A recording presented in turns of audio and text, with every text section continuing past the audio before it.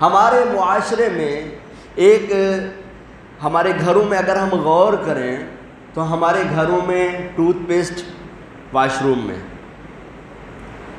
جراثیم گندگی وہ سارا کچھ ادھر ہی اور یہ بھی ادھر ہی۔ اچھا، لباس ہے عورتوں کا وہ بھی واش روم میں، مردوں کا ہے واش روم میں۔